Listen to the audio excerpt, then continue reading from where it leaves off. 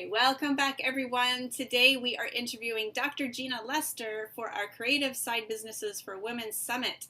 And for those of you who do not know Dr. Gena Lester, she is an educator, a Wall Street Journal best-selling author, a speaker, a wife, and a mama. Oh, and a Gigi. Sorry. Is it Gigi? Am I saying it right? Okay, Gigi. Yeah. a Gigi. And she is a true solopreneur. She says that thinking outside the box is just who I am. And Gena was the kid who collected the most Goodwill bags for her campfire girl trip, and she stepped into leadership every chance that she had. And if someone told her it was not possible, she found a way to make it possible. She started her business at 25, and she was a stay at home mom at the time. And today she runs her business, get this, everybody, 100% remote while traveling full time. It's amazing. So, as an online business strategist, she loves working with business owners, educators, entrepreneurs, and moms to create a business and life that they love. So, welcome, Dr. Gena. Glad to have you here. I am excited to be here and share. Okay, and today you're talking to us about building a business and a life that you love. And Mhm. first, I must ask you about this traveling full time thing because I know it's on everybody's mind, right? So, Mhm. how did that come about? How are you able to do this? Well, I've always been the person who loves travel anyway and loves to just get out. And so, um, you know, right before COVID, my husband and I began talking about what this would look like to be able to create a life and a business around um, our lifestyle, what we wanted. And so, as I shared with you a minute ago, we're both widows. Life is really short. And we always said we will, we should someday. And that didn't come the first time around.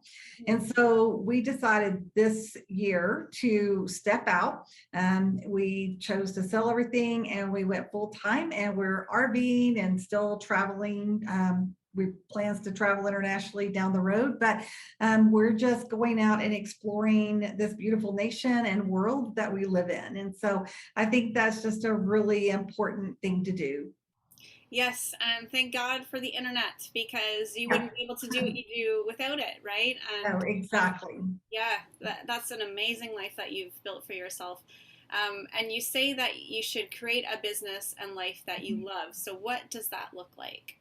Yeah. So, whether you're a young mom and you want to stay home with your kids, whether you're going into retirement and you're thinking, what does that look like? Maybe you just want to be with your kids more often. Maybe you're working so many hours that you're never home or that you're just pulled in 4,000 directions.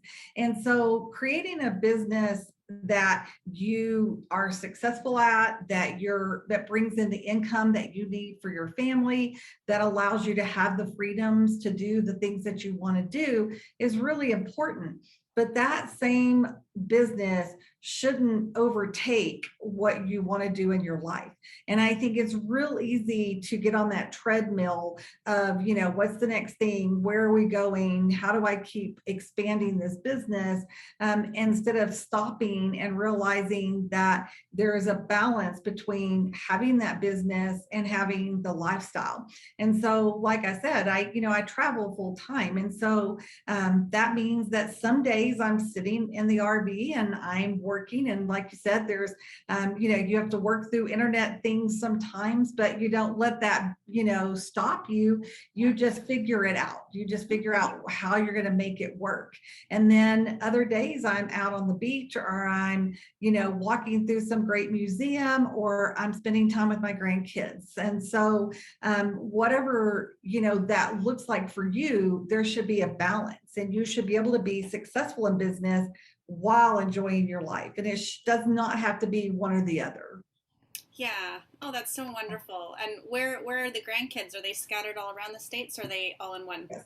area? Yeah, well, we only have three at the moment, but I have twin granddaughters in Colorado and a grandson in Texas. But my husband and I say we're the modern day Brady Bunch because we have six kids between us. And so they're everywhere from San Francisco all the way to Nashville.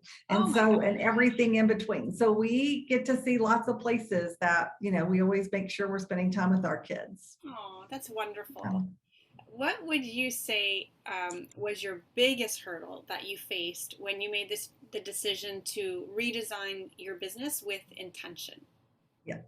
I think that the biggest stumbling block for everyone really comes into mindset because we have this system over here that's working. We're seeing our one-on-one clients. We've built this, business and it's going, and that's bringing in the money, that's paying the bills, that's taking care of all those things.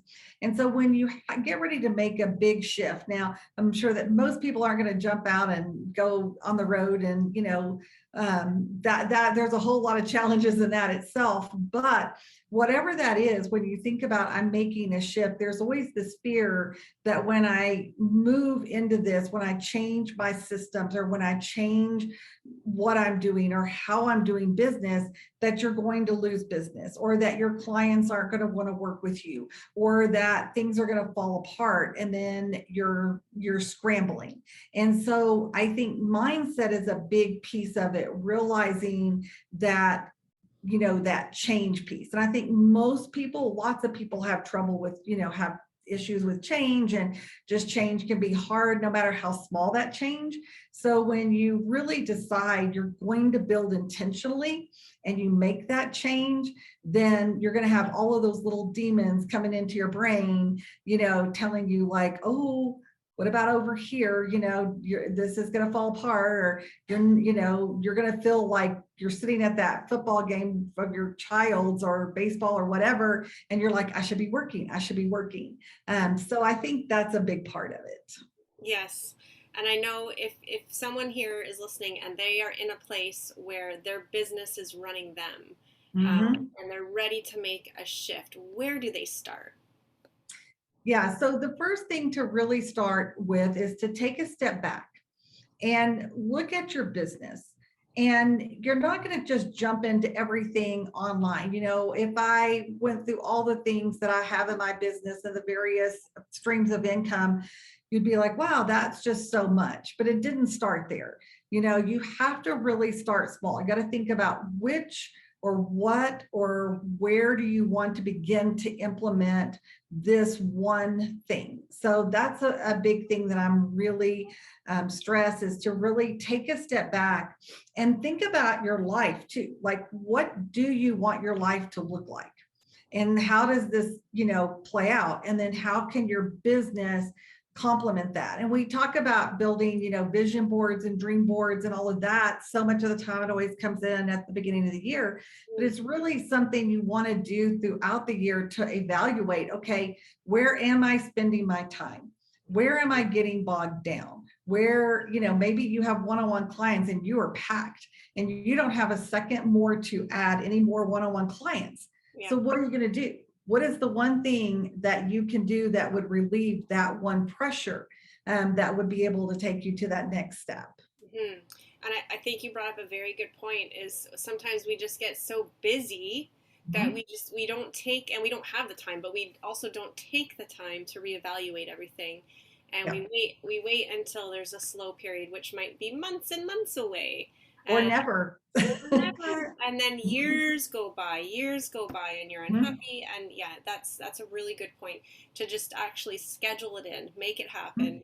Mhm. How often would you suggest that people do that? Um, for me, I do it every quarter. Each month I look at what I'm doing and where I'm at.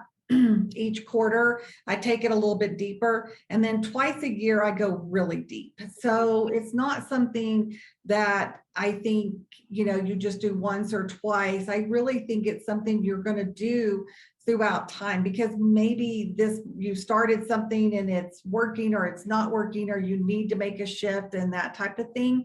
It's not something you want to keep using in your business, so you can make those small shifts. But twice a year, I sit down with everything, the calendars. I put in those big rocks. What is it that I'm not willing to budge on? Yeah. What are the things that can move around? Hmm. What things do I love? What are the things that I'm super excited that really, are my passion? Those are the things I want to make sure that are happening, on both my lifestyle and on my business. And when you say you sit down, is it by yourself, or do you have a team, or do you have an advisor? What would you suggest to someone that maybe doesn't have a team yet?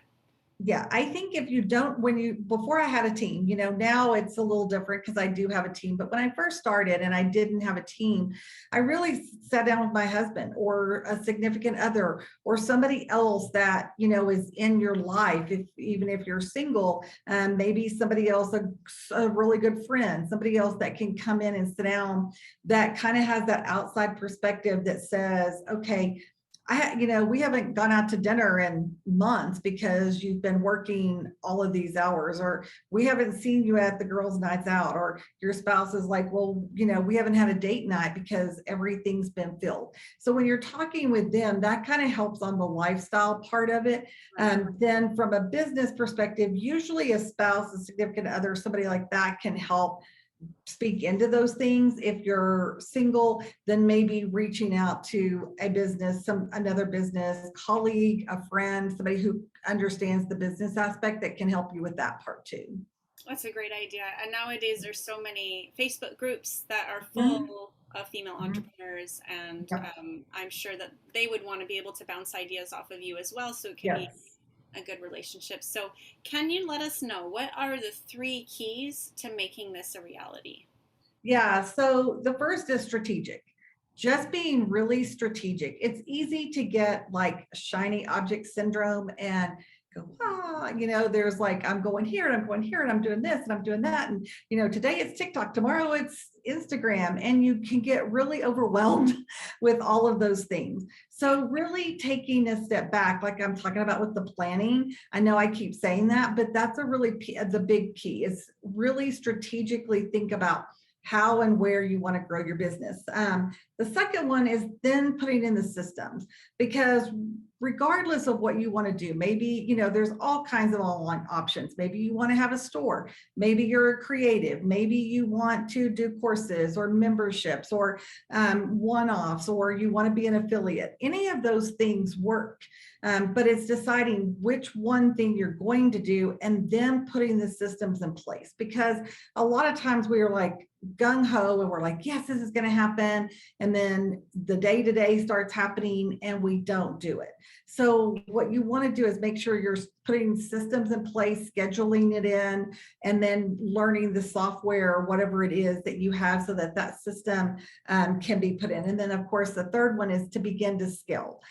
So then as you get that system in place and you go out and you begin to market it, you're able to go maybe from one-on-one clients all the time into more group coaching sessions or into a course or a membership, or maybe you're building, you have a product and you're starting out to begin with and you're packaging all of that at home, and then you're able to begin to outsource some of that. So, that's really it. It's being strategic, it's putting the right systems in place, and then setting yourself up to scale. And the first one you were talking about, the shiny object syndrome, Mhm. I think that's me. Yeah. I think I do that because, like, I'm like, ooh, TikTok, ooh, Instagram. I've been like that lately. You just described me to a T. I gotta work on that one. Yes. So, can you give us maybe what has been your biggest struggle as an entrepreneur?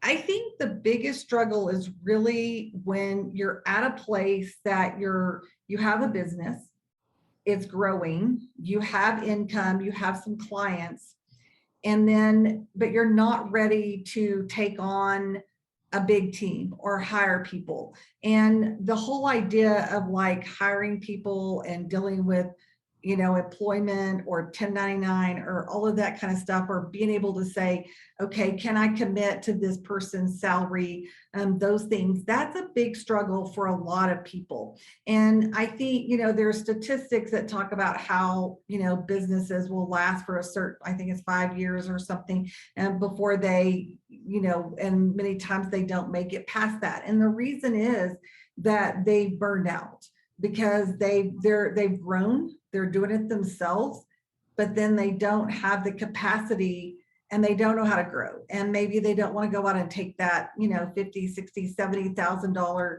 loan and be able to move forward. And so, for me, that was where I was. I didn't want to take out massive loans. I didn't want to go into a lot of debt for my business at the time. And, so being able to put in the systems and the things that I needed to do to scale my business allowed me to then be able to have the income to bring in my first VA, and then go from that point up.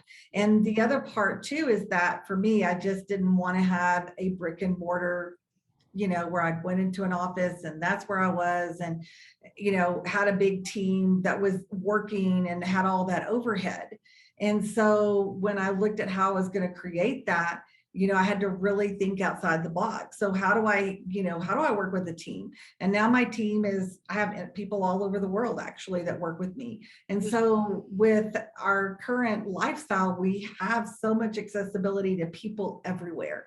And you can do that, but it's just getting past, if you're at that uphill swing and you're like, how do I get over? I think this is the best way that you can possibly do that and still stay. I mean, I am truly still a solopreneur.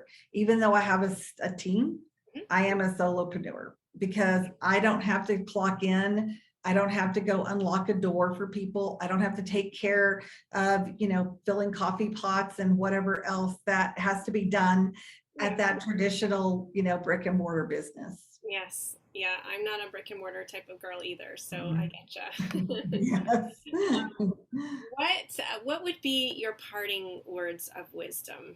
Can you leave us with something?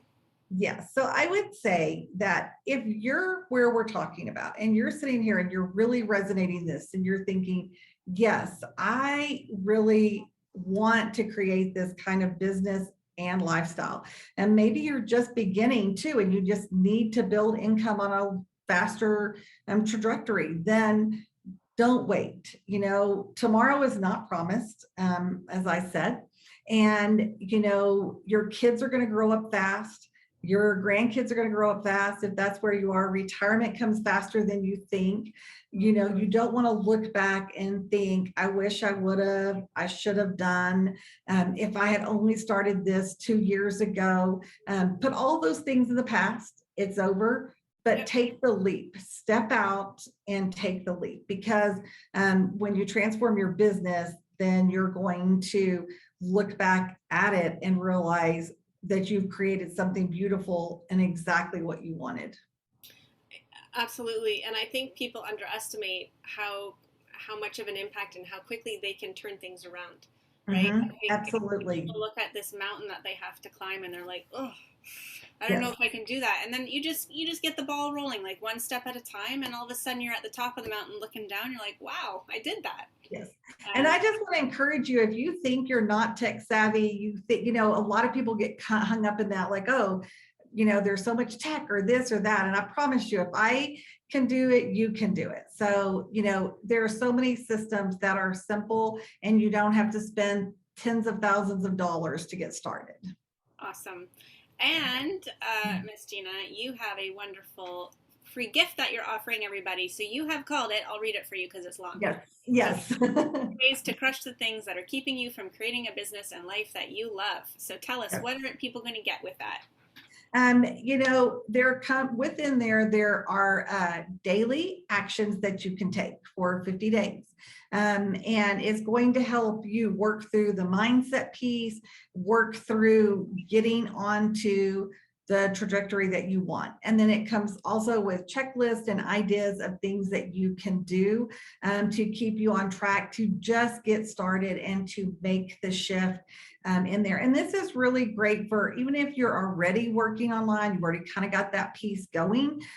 Even if you're already online, there's still a growing piece. And every time we grow, we have to go back to these same principles. So it's great for the person who's just ready to bring their business onto line, already to the people who are, yeah, I'm already in there. I've been doing some stuff. I've got some things in place and you're ready to scale. So yes. Awesome. Well, we'll have the link on this page for people to take advantage of that. And where do you hang out on the socials if people wanted to connect with you? Where's your favorite spot? Yes, so I'm on Facebook and Instagram, and I am on TikTok a little bit. We're just starting TikTok, yeah. And so you can typically find me if you search Dr. Gena Lester, and it's Gena on there. But if you look for Dr. Gena Lester, you're going to find me on, like I said, Facebook, Instagram, and on TikTok. So just give me grace. If I can do TikTok, you guys can do it too. Yeah, yeah. I'm still new to TikTok, but I'm enjoying it. And Yes, I joke that you can get lost in TikTok land. You know, yes, you can. swipe, Yes, you swipe, can. swipe, swipe. Yep. So it's basically a first platform, but it's a lot of fun for us to make. So, Yes, it but is. anyways, thank you so much, and keep enjoying life. You're an inspiration to everybody here, Thank and you. I hope that people reach out to you to connect with Yes, you. I would love to hear from everybody. Wonderful. All right, thank you.